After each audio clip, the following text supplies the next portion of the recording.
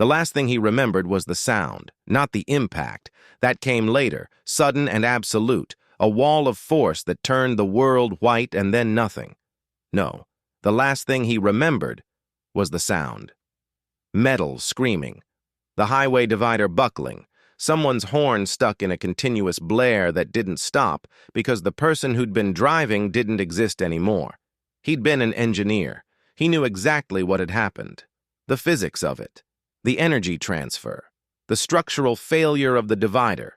The oncoming truck's momentum. The math of two objects occupying the same space at speed. He understood all of it right up until understanding stopped mattering. Then there was nothing. Not darkness, not sleep. Nothing. An absence so complete it didn't have dimensions or duration. He wasn't thinking. He wasn't not thinking. He simply was not, and then he was. Light. Not the harsh white of hospital fluorescents or the orange glow of street lamps. Something else entirely. Warm, golden, sourceless. It came from everywhere and nowhere, filling a space that had no walls, no ceiling, no floor. He was standing, but on what? He looked down. Nothing there. Just him. Whole. Undamaged. No pain. No broken bones. No blood. He was dead. He knew that with the same certainty he'd known load-bearing walls couldn't be removed without reinforcement. The knowledge was just there, structural, load-bearing in its own way. You have questions. The voice came from everywhere. Not loud. It wasn't a sound exactly. More like the memory of a sound, or the idea of one. Clear and vast in a way that made his engineer's mind want to diagram it and fail. He turned. There was something in the light. Not a person. Not a shape. A presence. The way a building has presence, or a mountain, or the space between stars. Something so large it didn't need a form. Where am I? Between. You have ended. I have not yet decided what comes next. He processed that. Between states. A transition point. Like the moment between designs, when the old structure was demolished and the new one hadn't been built yet. Potential energy. What comes next? That depends on what I need, and what you are. He waited. The presence seemed to consider him, not looking exactly, but reading. The way you'd read a blueprint, seeing not just what was there, but what could be built with it. I have watched you, the presence said. Your life, your choices, the way you think. That's concerning. Yes, but also necessary. Something that might have been amusement, if amusement could have the weight of a continental shelf. You look at broken things and see how to fix them. You look at systems and see how to improve them. You look at problems and refuse to accept that they cannot be solved. I'm an engineer. That's the job. It is more than a job. It is what you are. And I find myself in need of exactly that. The golden light shifted, deepened. He sensed something behind the words. Not emotion exactly, but something adjacent to it. Purpose, maybe. The way a foundation has purpose, hidden beneath everything visible. My universe is broken, the presence said. It was broken by my children, long ago. They broke it so thoroughly that the beings who live in it have forgotten what it was supposed to be. They survive in the rubble of something magnificent and call it normal. And you want to fix it. I want someone to fix it. I cannot. I made the universe. I made the gods. I made the rules. What my children broke, I cannot directly mend. The system must heal itself from within. So you need a soul that looks at broken things and wants to fix them. Precisely. The presence seemed to lean closer, though it had no body to lean. I thought my universe needed a soul like yours. He felt something then, not fear, not exactly. The feeling you get standing at the edge of a structure you designed, knowing it will hold because the math is sound, but feeling the height anyway. Awe, maybe. Scale. What are you giving me? 2 gifts. First, divine sage. The ability to ask any question and receive the answer, if an answer exists. You will not be omniscient. You will not know what I know, but anything that can be known in my universe, you will be able to learn. And second, immortal soul. If you die, you will be reborn. You will retain your knowledge, your memories, yourself. The body will be new. The soul will not change. He considered the engineering implications. Infinite iteration. The ability to test, fail, learn, and test again with no permanent consequence. A feedback loop with no terminal state. What's the catch? The catch is the world itself. It is harsh, violent, and unjust in ways your old world never approached. You will be born powerless into a system designed to keep people powerless. Your knowledge will be a weapon, but using it will make you a target. And the problems you'll face are not structural, they are deliberate. Built into the system by gods who wanted their creations to dominate, you cannot remove the load-bearing walls without bringing down the house. Sounds like every project I've ever worked on. The presence made that not sound again, the continental shelf amusement. Then you'll do fine. The light began to change. The sourceless gold dimmed, replaced by something harsher, more directional, warm but not gentle. Sunlight through a window. One more thing, the presence said, and its voice was already fading, becoming part of the light, becoming the light itself. The woman who will raise you, she is not free. Remember that the strongest structures are built to support what they carry, not to pretend the weight doesn't exist. And then the light was gone, and there was pressure, and cold, and a noise he didn't understand at first because he hadn't heard it from this side before. A baby crying. His baby. Him. He was the one crying. The world was a blur. He couldn't focus. His eyes, his new eyes, small and weak and freshly opened, showed him shapes without detail, colors without clarity. Everything was too bright, too close, too much. His body was useless. Arms that wouldn't grip, legs that wouldn't move, a mouth that made sounds he didn't intend. He tried to stop crying and couldn't. The lungs just did it. Automatic. A system he had no control over. Hands lifted him, large, warm, calloused. A man's voice said something he couldn't parse. The words were wrong, the language not his. But somehow he understood the tone. Reassurance, routine. This happened all the time. Healthy boy, strong lungs. He was wrapped in cloth. The cold receded. His crying slowed, then stopped.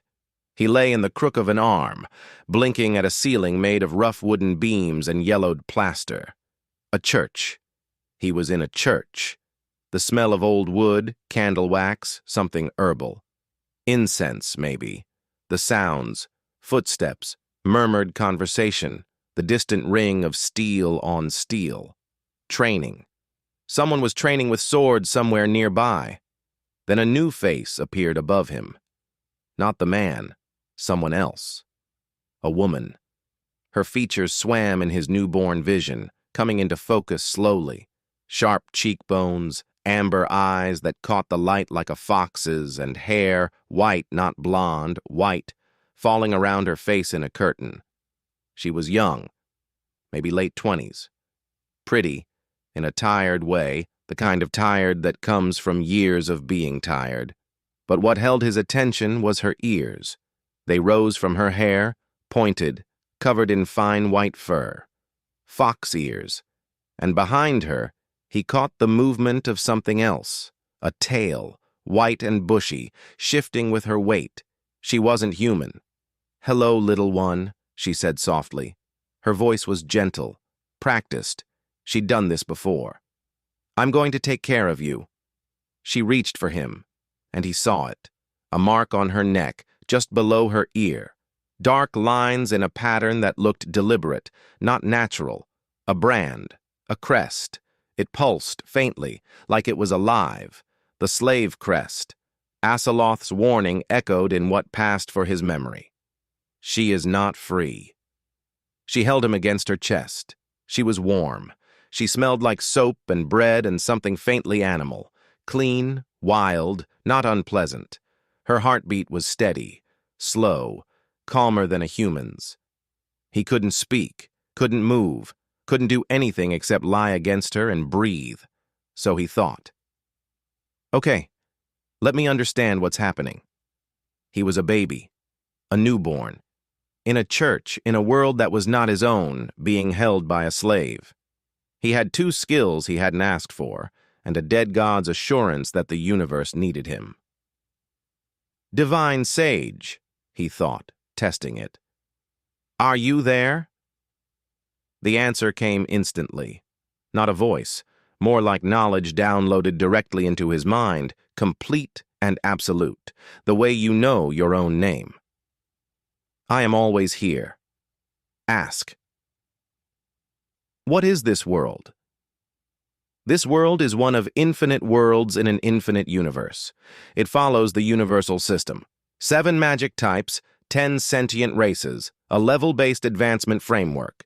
It is currently in the Second Era, approximately 100,000 years after the divine conflict destroyed all advanced knowledge.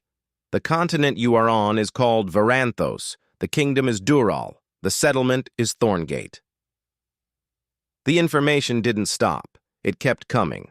Geography, races, political structures, magic systems, history.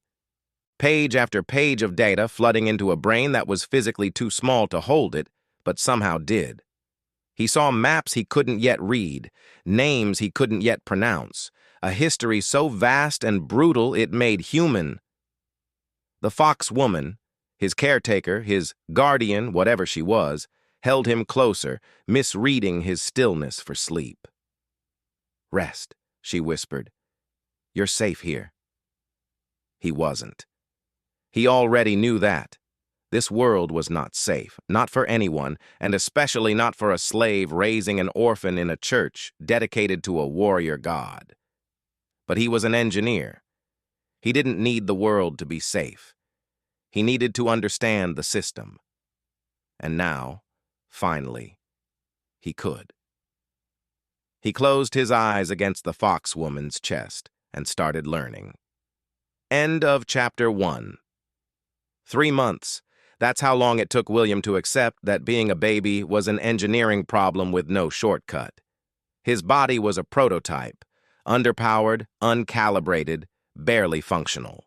He couldn't walk, couldn't hold objects, couldn't even control when he ate or slept. Every system was still booting up, but his mind was running.